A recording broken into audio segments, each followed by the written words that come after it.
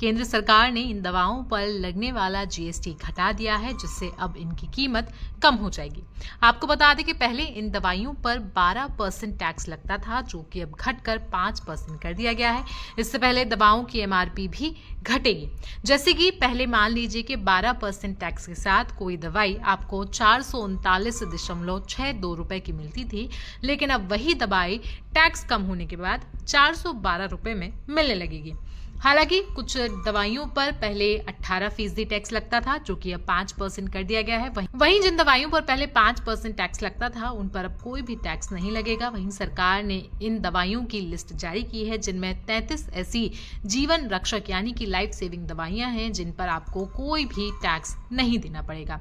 Screen पर एक list हम आपको दिखा रहे हैं, जिनमें ये पूरी 33 दवाइयों की लिस्ट है, जिस पर आपको 0% टैक्स देना पड़ेगा। इसी के साथ आपको बता दें कि इन दवाइयों के साथ साथ अगर आप कोई लाइफ इंश्योरेंस लेते हैं या फिर अगर आपका कोई चैरिटेबल हॉस्पिटल है, तो उस पर भी 0% टैक्स लगाया जाएगा। यानी कि ये तीनों चीजें जो है वो टैक्स के दायरे से बाहर होंगी, जिससे कि आम जनता को जो है काफी ज्यादा राहत मिलेगी।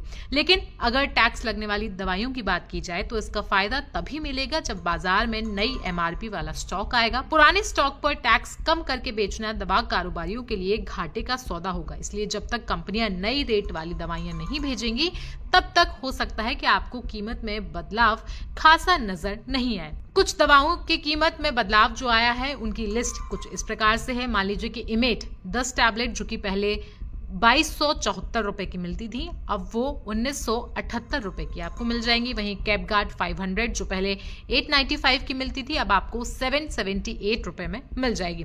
लिम्सी 500 की बात की जाए, वो अब आपको 22.90 रुपीज में मिल जाएगी। वहीं डोलो जो पहले 34.27 रुपए में मिलती थी, अब उसकी कीमत लगभग 29 रुपए हो जाएगी। वहीं बिकॉस्यूल्स जो पहले 66.53 रुपीज में मिलती थी, वो अब आपको 57.88 रुपीज में मेडिकल स्टोर पर आराम से मिल जाएगी। दवा व्यापारियों का कहना है कि ये बदलाव सही दिशा में है, लेकिन इसका असली फायदा जो है मरीजों को तभी मिलेगा जब दवा कंपनियां नई एमआरपी के साथ दवाइयां बाजार में भेजेंगी। आपको बता दें कि सरकार ने जीएसटी को लेकर कई सारी बड़े ऐलान किए हैं। सरकार ने सीधे सीधे जीएसटी में से 2 स्लैब यानी कि 12 और 28% हटा दिए हैं। अब सिर्फ 5 और 18% वाले स्लैब ही लागू होंगे।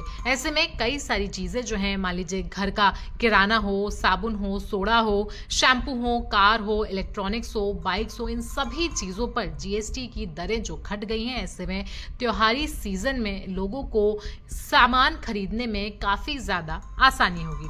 तो सरकार के इस नियम पर आपकी राय क्या है, आप हमें कमेंट सेक्शन में जरूर बताएं। साथ ही साथ देश दुनिया की बाकी खबरों के लिए भी आप बने रहें।